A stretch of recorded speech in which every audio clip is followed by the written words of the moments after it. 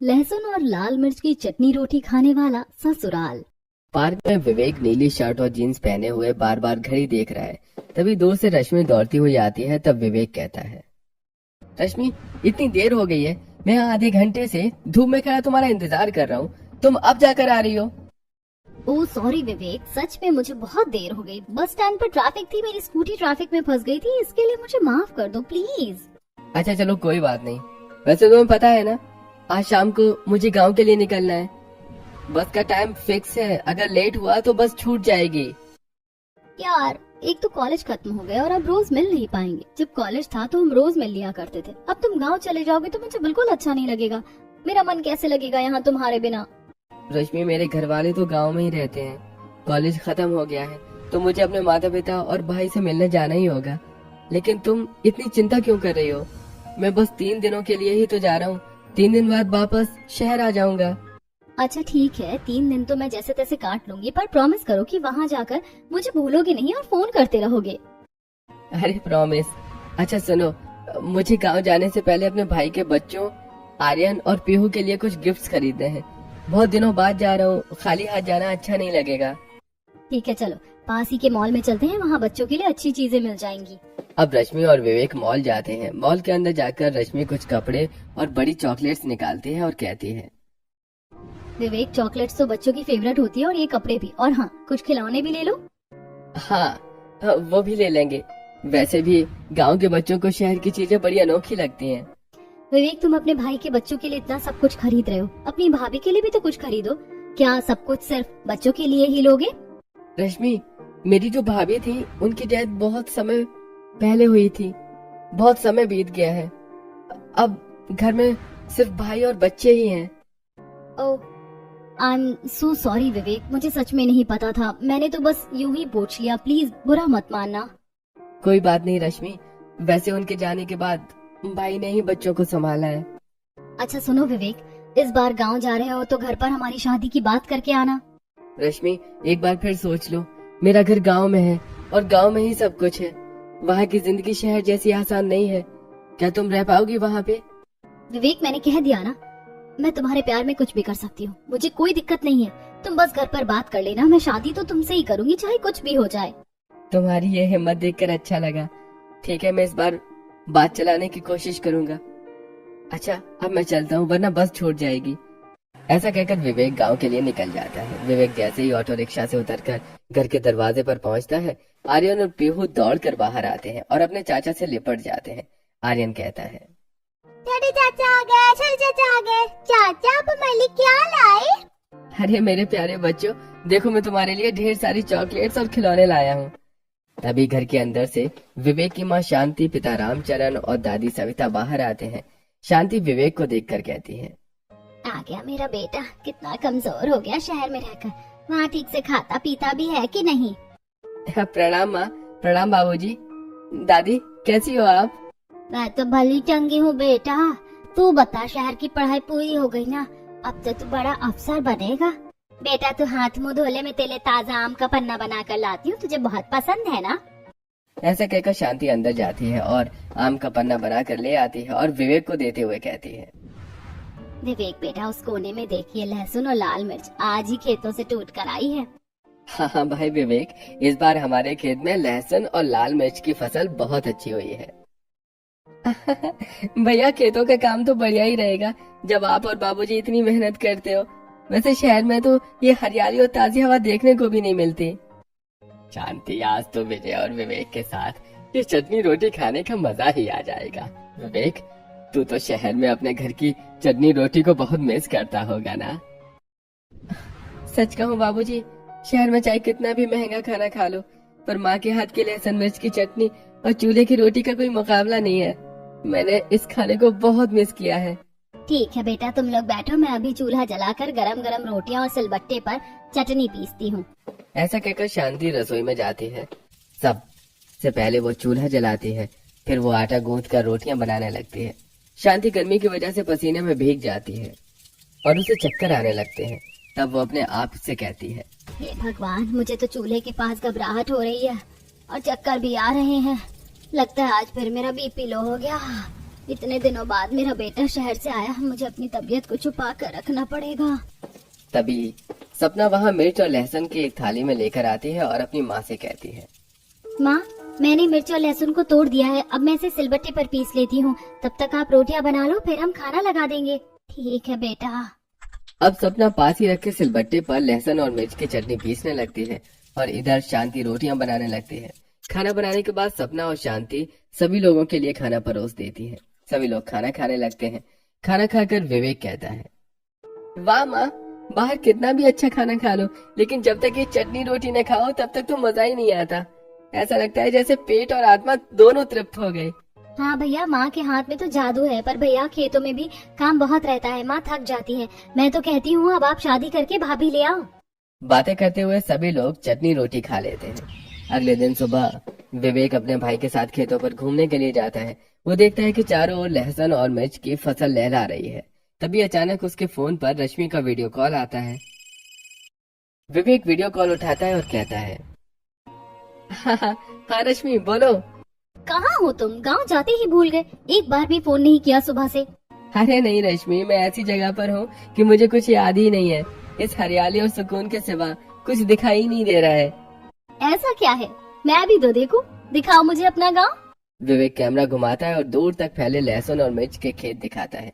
ये देखकर रश्मि कहती है, वाह विवेक, ये तो बहुत सुंदर है, कितना प्यारा लग रहा है सब कुछ। मैं कब आऊंगी वहाँ?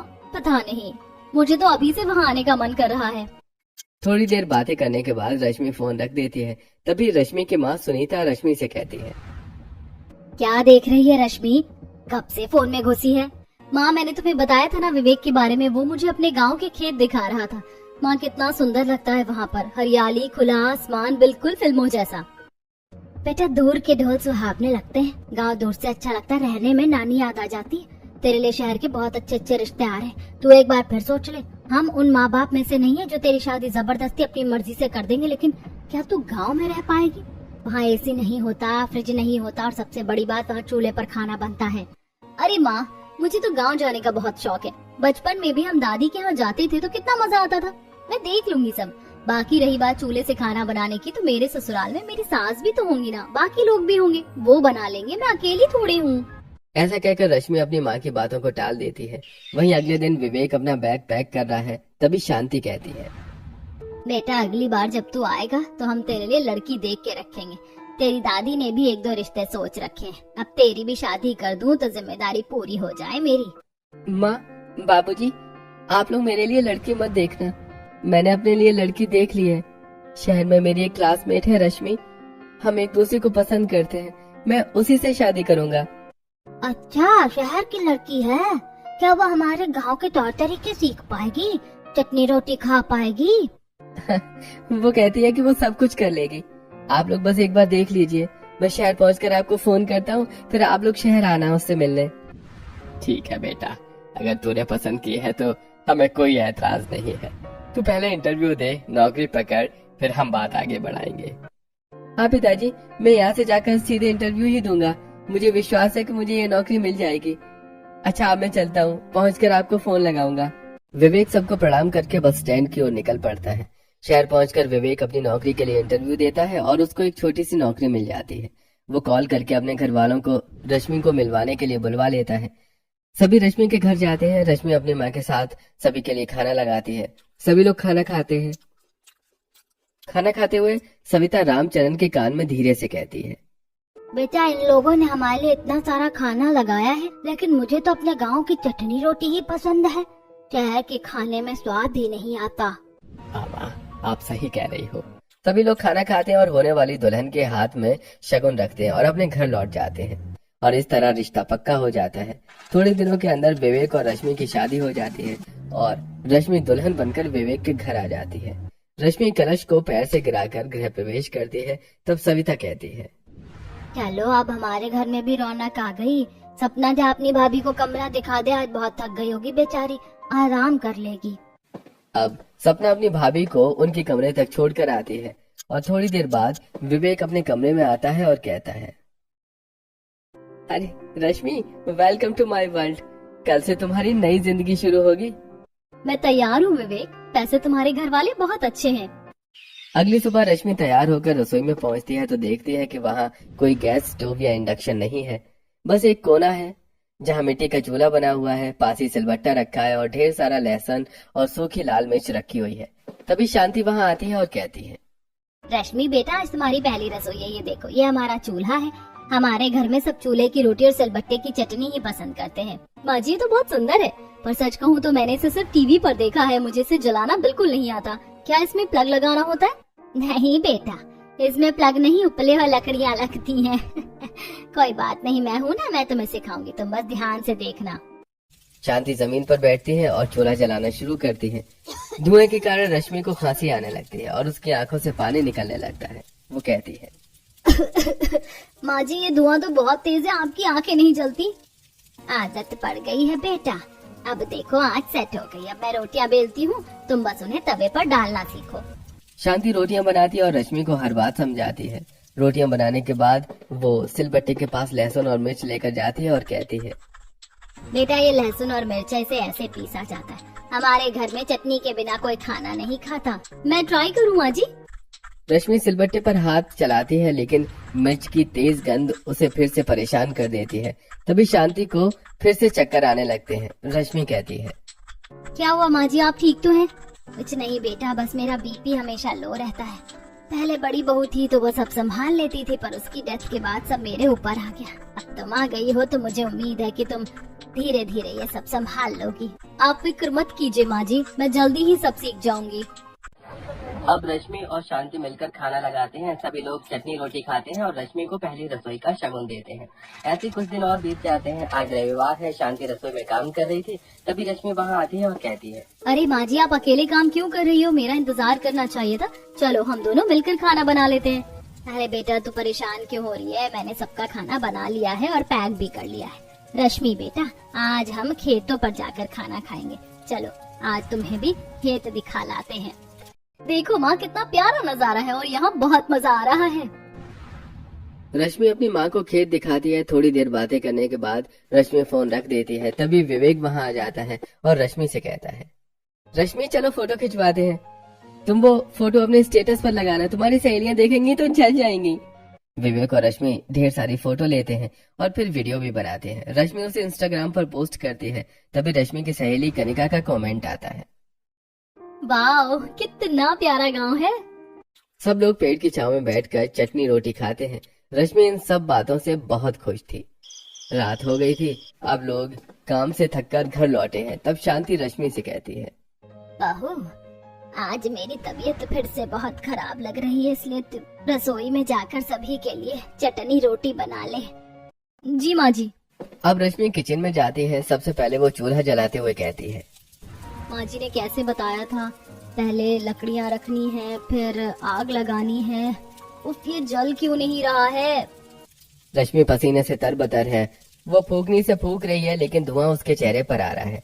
जैसे तैसे आग जलती है। वो आटा गूंथती है, पर रोटियां गोल नहीं बन रही हैं। वो अपने आप से कहती है, मुझसे नहीं होगा ये सब। शहर में तो बस एक बटन दबाते ही खाना बन जाता था, यहाँ तो एक रोटी के लिए जंग लड़नी पड़ रही है।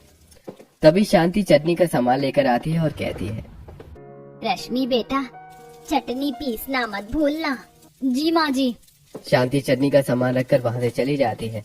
रश्मि पहले रोटी बनाती है, उसके बाद सिलबट्टे पर लहसुन और लाल मिर्च की चटनी पीसती है। चटनी पीसते हुए उसकी आंखें लाल हो जाती हैं और उसके हाथ जलन करने लगते हैं। तब रश्मि अपने आप से कहती है, हे भगवान, ये सब कुछ इतना आसान भी नहीं है जितना मैं समझ रही थी। रश्मि जैसे तैसे खाना बनाकर सभी को परोस देती है। सभी लोग खाना खा लेते हैं और रश्मि की बहुत तारीफ करते हैं। अगले दिन रश्मि फिर से रसोई में है। वो दाल चावल बनाने की तैयारी कर रही है। तभी आर्यन और पीहू रसोई में आते हैं और आर्यन कहता है, चाची क्या बना रही हो? खुशबू तो दाल की आ रही है। आज मैं दाल चावल और आलू गोभी की सूखी सब्जी बना रही हूँ बच्चों। हाँ चाची, हमें तो चटनी रोटी खानी है, हमारे यहाँ तो रोज वही बनती है।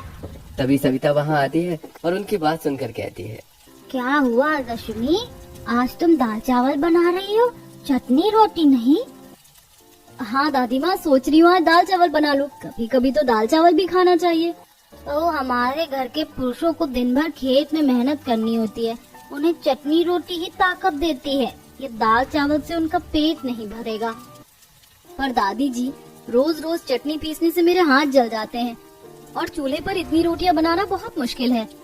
बेटा देखो, हमारे गांव में किसी को हार्ट अटैक नहीं होता, सब स्वस्थ रहते हैं क्योंकि हम ताजा लहसुन और मिर्च खाते हैं। तुम वही बना लो, दाल किसी और दिन बना लेना। ठीक है दादी जी, मैं चटनी ही बना देती हूँ। बातें करने के बाद सविता बाहर चली जाती है। फिर रश्मि खाना बनाना शुरू करती है। सबसे पहले वो रोटियां बनाती है, उसके बाद सिलबट्टे लहसुन और लाल मिर्च की चटनी पीसती है और खाना बन जाने के बाद सभी लोगों को खाना परोसती है। रात को रश्मि विवेक से कहती है, विवेक, मैंने सोचा था कि चूल्हे पर खाना बनाना आसान है, पर ये तो सच में बहुत मुश्किल है। मैं सब संभाल लूंगी, पर देखो मेरे हाथों की हालत। रश्मि, मैंने तुम्हें पहले ही आगाह किया था, पर तुम परेशान मत हो। माँ की तबीयत ठीक नहीं रहती, इसलिए तुम्हें करना पड़ रहा है। कुछ ही दिन की बात है, फिर माँ खुद ही सब संभाल लेंगी।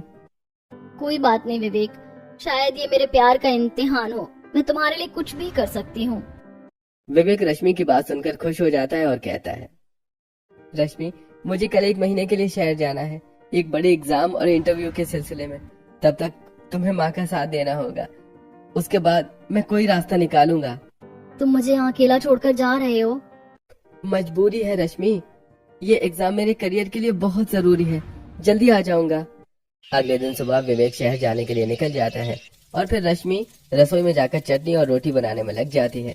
धीरे धीरे समय बीतता है और रश्मि रोज रसोई में लहसुन और लाल मिर्च की चटनी और रोटियां बना रही थी। एक दिन रामचरण सभी लोगों से कहता है,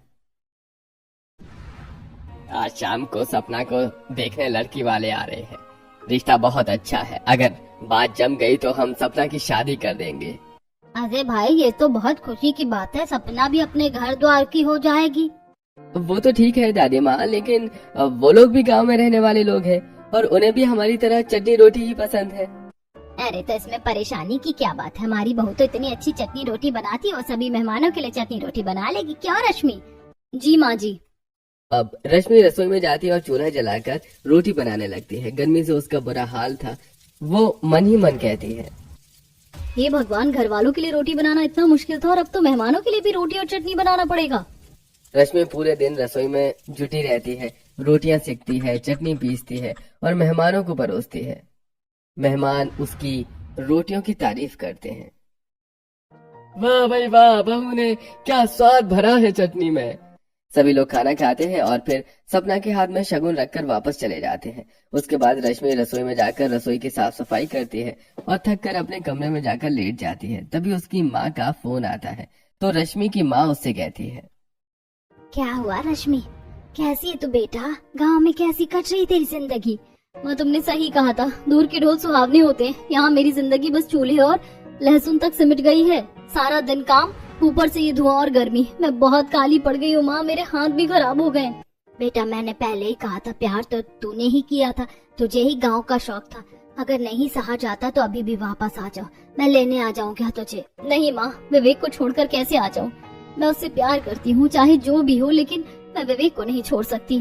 तो फिर लड़ना सीख बेटा, संघर्ष के बिना कुछ हासिल नहीं होता। अपनी माँ की समझाने पर रश्मि को हिम्मत मिलती है। अगले दिन फिर रश्मि सुबह उठकर रसोई में जाती है और चूल्हा जलाकर रोटियां बनाती है। फिर लहसुन और लाल मिर्च की चटनी पीसती है और सभी लोगों को खाना परोसती है। ऐसे समय बीत रहा था। आज एक पूरा महीना बीत गया है। विवेक घर वापस आया है। वो बहुत खुश है। पहले वो सभी को उनके लिए गए तोहफे देता है। फिर वो अपनी माँ से कहता है, माँ, रश्मि कहाँ है? दिखाई नहीं दे रही है। बेटा, तू आ रहा था ना, तो इसीलिए वो पहले ही चूल्हे में चटनी और रोटी बनाने के लिए चली गई। तू रसोई में जाकर ही उससे मिल ले। अब विवेक नीचे रश्मि को ढूंढते हुए रसोई की ओर जाता है और कहता है, रश्मि कहाँ हो? देखो मैं आ गया। विवेक रसोई में जाकर देखता है रश्मि चूल्हे के सामने बैठी है। उसका रंग काफी सांवला हो गया है, आंखों के नीचे काले घेरे हैं और वो बहुत उदास दिख रही है। उसे देखकर विवेक की मुस्कुराहट गायब हो जाती है। वो कहता है, रश्मि, ये तुम्हारी क्या हालत हो गई है? तुम इतनी काली और कमजोर क्यों दिख रही हो? क्या हुआ, पहचान नहीं पा रहे अपनी बीवी को? मैं सारा दिन सिलबट्टे और चूल्हे से फुर्सत नहीं पाती हूँ, तो अपने लिए टाइम कहाँ से निकालूं? मुझे माफ कर दो रश्मि, मैंने नहीं सोचा था कि तुम इतनी बुरी तरह टूट जाओगी। जाओ बाहर बैठो, मैं खाना लगाती हूँ। रश्मि चटनी और रोटी बनाकर सभी लोगों के लिए खाना लगाती है। सभी लोग खाना खाते हैं। रसोई का काम खत्म करके रात को अपने कमरे में जाती है तो उसके हाथ जलन कर रहे थे। वो अपने हाथों पर बोरोप्लस लगा रही थी। ये सब देखकर विवेक कहता है, रश्मि, मुझे सच में अंदाजा नहीं था कि 1 महीने में तुम्हारी ये हालत हो जाएगी। तुम तो पहचान में भी नहीं आ रही हो। वो चुलबुली और हंसमुख रश्मि कहाँ चली गई? वो रश्मि शहर के ट्रैफिक और मॉल की चकाचौंध में कहीं पीछे छूट गई विवेक। यहाँ तो सिर्फ एक बहू है जिसे सूरज ढलने से पहले चूल्हा जलाना है और सबके लिए सिलबट्टे पर पिसी हुई लहसुन और मिर्च की चटनी और रोटी बनानी है। मुझे माफ कर दो। मैंने ये नहीं सोचा था कि तुम पर सारा बोझ डाल दिया जाएगा। मैं कल सुबह ही सबसे बात करूंगा। बात करके क्या होगा विवेक? दादी जी कहेंगी कि उन्होंने भी तो उम्र भर यही किया है। माँ जी कहेंगी कि बड़ी बहू भी तो यही करती थी। कोई ये नहीं समझेगा कि मैं उनके जैसी नहीं हूँ। मेरा शरीर और मेरी परवरिश सब अलग है। नहीं रश्मि, अब बस, मैं आ गया हूँ ना। अब मैं तुम्हें इस हालत में और नहीं देख सकता। अगले सुबह विवेक अपने कमरे से बाहर आता है तो सविता उसे देखकर कहती है, अरे विवेक, रश्मि अभी तक सो रही थी क्या? सूरज कब का चढ़ गया है। जा जल्दी से उसे जगा दे। विजय और रामचरण को खेत पर निकलना है। वैसे भी आज चटनी थोड़ी ज्यादा बनेगी। दोपहर में कुछ मजदूर भी आने वाले हैं। कोई चटनी नहीं बनेगी और न ही रश्मि रसोई में जाएगी। अरे ये क्या बदतमीजी है विवेक, अपनी दादी से ऐसे बात करते हैं। बदतमीजी मैं नहीं, आप सब कर रहे हैं बाबूजी। तभी रश्मि भी वहां आ जाती है। विवेक उसे देखकर कहता है, जरा देखिए रश्मि की हालत। 1 महीने पहले मैं जिस लड़की को यहाँ लेकर आया था, क्या वो यही है? उसके हाथों की छाले देखिए, इसकी आंखों के नीचे के काले घेरे देखिए। बाबूजी, आप इसे बहू बनाकर लाए थे या बिना तनख्वाह के मजदूर? बेटा, हम सभी भी तो काम करते ही हैं। रश्मि घर की बहू है तो घर का काम तो करना ही पड़ेगा ना। हमने क्या कम किया है अपनी उम्र में? माँ, आप में और इसमें फर्क है। आपको बचपन से इस धुएं और मिट्टी की आदत है। रश्मि ने कभी चूल्हा नहीं देखा था। उसने मेरे प्यार के लिए यहाँ आने का फैसला किया। इसका मतलब ये नहीं है कि आप उसकी मजबूरी का फायदा उठाएं। वो चुप रही, उसने कभी शिकायत नहीं की, पर इसका मतलब ये नहीं है कि उसे दर्द नहीं हो रहा था। क्या है कि लड़कियां ऐसी ही नाजुक होती हैं। जरा सा काम किया नहीं कि नाटक शुरू। ये नाटक नहीं है दादी, ये तकलीफ है। आज के बाद रश्मि अकेले रसोई का काम नहीं करेगी। अगर आप लोगों को चटनी रोटी ही खानी है तो सब मिलकर हाथ बटाएंगे और रश्मि को अब आराम की जरूरत है। विवेक की बात सुनकर पूरा घर सन्नाटे में डूब जाता है। रश्मि की आंखों से आंसू बहने लगते हैं। उसे पहली बार लगा कि कोई उसके दर्द को समझ रहा है। तभी विजय कहता है, विवेक सही कह रहा है। अपने स्वार्थ में रश्मि की हालत को देखना ही भूल गई। रश्मि, हमें माफ कर दो। आज के बाद तुम्हें चटनी और रोटी बनाने की कोई जरूरत नहीं है। हाँ बहू, मुझे भी माफ कर दे। घर की बड़ी होने के नाते तेरा ख्याल रखना मेरी भी जिम्मेदारी थी, जो मैं अच्छी तरह नहीं कर पाई। सभी लोग रश्मि से माफी मांगते हैं। शाम का समय है। शांति किचन में खाना बना रही है और सपना उसकी मदद कर रही है। तभी अचानक शांति को चक्कर आ जाते हैं। उधर विवेक अपने कमरे में बैठकर रश्मि से बातें कर रहा था। तभी रश्मि कहती है, विवेक, माँ जी की तबीयत आजकल ठीक नहीं रहती और वो रसोई में खाना बना रही है। मुझे उन्हें जाकर देखना चाहिए। रश्मि रसोई में जाकर देखती है तो शांति को चक्कर आ रहे थे। रश्मि शांति से कहती है, आप हटिए माँ जी, ये चटनी और रोटी मैं बना लूंगी। वैसे भी आपका बीपी लो रहता है। नहीं बेटा, विवेक सही कह रहा था। मैंने अपनी तकलीफ छुपाने के चक्कर में तेरी तकलीफ को अनदेखा कर दिया। मुझे लगा कि तू जवान है तो सब सह लेगी, पर मुझे भूलना नहीं चाहिए था कि तू हमारी तरह गांव से थोड़ी ना है जो ये सब आसानी से कर लेगी। नहीं माँ जी, अब ऐसा नहीं होगा। विवेक ने गुस्सा भले ही किया हो, पर वो हम दोनों की फिक्र करते हैं। आप बैठिए, मैं आपकी मदद करती हूँ। हम दोनों मिलकर करेंगे तो काम जल्दी हो जाएगा। रश्मि और शांति मिलकर काम करने लगती हैं। तभी बाहर से पोस्टमैन की आवाज आती है, अरे विवेक जी, आपका कोई सरकारी लिफाफा आया है, जरा बाहर आइए। विवेक बाहर जाता है और लिफाफा लेता है। वो लिफाफा खोलता है और उसकी आंखें चमक उठती हैं। वो खुश होकर सभी से कहता है, बाबूजी, माँ, मेरी शहर में सरकारी दफ्तर में नौकरी लग गई है। ज्वाइनिंग लेटर आ गया है। मुझे 3 दिन के अंदर अंदर शहर शिफ्ट होना होगा। अरे वाह छोटे, ये तो बहुत बड़ी खुशखबरी है। पूरा गांव अब तेरा नाम लेगा। तू कहना ऐसा काम का लड़का होगा जिसमें सरकारी नौकरी निकली। भगवान तेरा भला करे बेटा, तेरी मेहनत रंग लाई। अब रश्मि को इस धुएं से आजादी मिलेगी। हमें शहर में सरकारी क्वार्टर भी मिलेगा। रश्मि, अब तुम्हारी सारी मुश्किलें खत्म। सच में विवेक, मुझे तो यकीन ही नहीं हो रहा। मैं बहुत खुश हूँ तुम्हारे लिए। 1 हफ्ते बाद विवेक और रश्मि पूरे परिवार के साथ अपने नए घर में शिफ्ट हो चुके हैं। घर बहुत सुंदर और साफ सुथरा है। रसोई काफी आधुनिक है, जहाँ चिमनी और गैस चूल्हा लगा है। रश्मि बहुत खुश है। वो रसोई की खिड़की से पीछे देखती है और पीछे के आंगन में चूल्हा देखकर कहती है, विवेक देखो, इस घर में पीछे के आंगन में चूल्हा भी है, इसीलिए यहाँ पर मैं अपने परिवार के लिए हफ्ते में एक बार उनकी पसंद की चटनी और रोटी बनाकर उन्हें खिला सकती हूँ। हाँ माँ, ये तो बहुत अच्छी बात है। इस तरह परिवार की सभी लोग अपनी चटनी और रोटी को मिस भी नहीं करेंगे। और रश्मि बहू, रविवार को हम सब साथ मिलकर चटनी रोटी बनाएंगे। हाँ बहू, मैं भी तुम लोगों की मदद करूंगी और अब तो सपना की शादी की तैयारी भी करनी है। ऐसे चाची, आप हम लोगों को शहर कब घुमाओगे? और क्या शहर घूमना चटनी रोटी खाने से ज्यादा अच्छा लगता है? सभी लोग पेहू की बात पर हंस पड़ते हैं और इस तरह अब रश्मि की जिंदगी आसान हो जाती है और सभी लोग खुशी खुशी एक साथ मिलकर रहने लगते हैं।